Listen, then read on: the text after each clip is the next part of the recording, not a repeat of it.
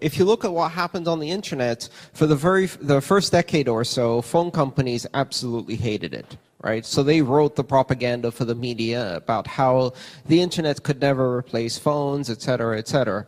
And today, every single phone call we make, especially long-distance calls, are carried over the internet. The vast majority of the phone networks, the same ones that resisted the internet running on top of them, now run on top of the internet.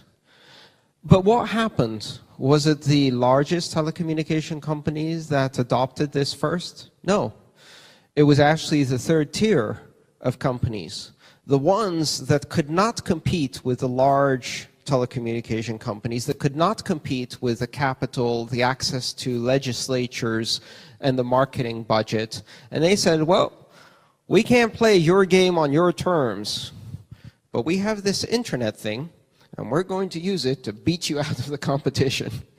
And so what I predict we'll see is a bifurcation of especially the financial industry, and we're already seeing that. When we say banks, what do we mean, right? There are different types of banks. There's banks that deal primarily with consumers, that deal with checking and savings and payments for consumers. Most of the world's regional banks are that. They do loans, they do checking, they offer currency. They're not really bad. In many cases, they offer good services. I've had some conversations with very large banks from developing nations, and they do not fear Bitcoin. They see it as an opportunity to expand their services to populations that they can't reach today.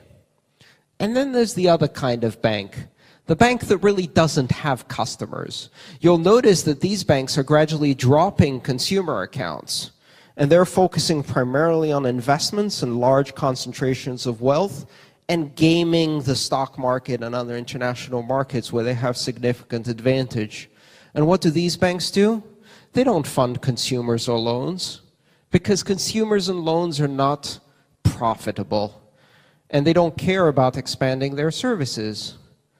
They fund oil companies to destroy the rainforest. They fund warmongers to create dictatorships.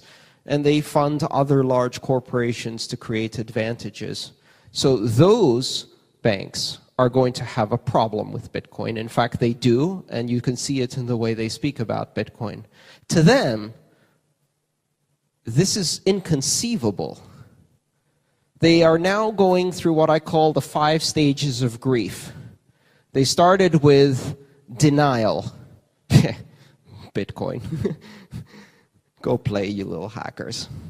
Then they noticed it wasn't going away. So they started getting angry. Oh, Bitcoin. Criminals, pedophiles, terrorists. The world will end if we allow normal people to control their own money. Next comes bargaining. Hey, we don't like Bitcoin, but blockchain. So that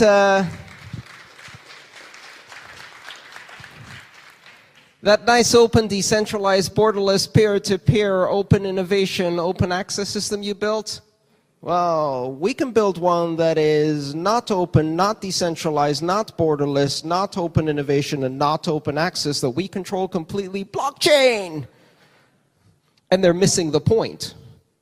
Because those are not the features to avoid, those are the features that make it powerful. And so they're bargaining, right?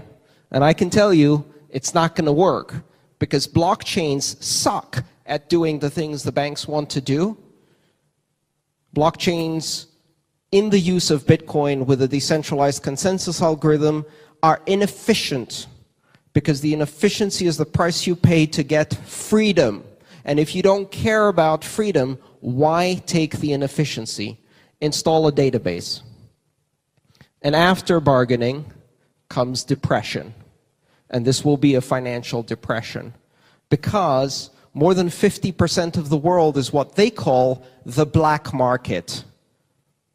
And more than 4 billion people are cut off. So which economy do you want to serve with your network-centric currency? The big one or the little one that's broken, corrupt, and dying.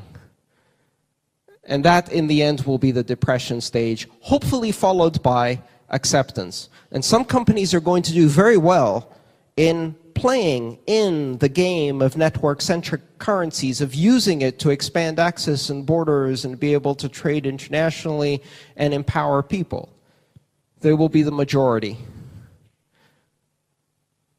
The banking system are dinosaurs.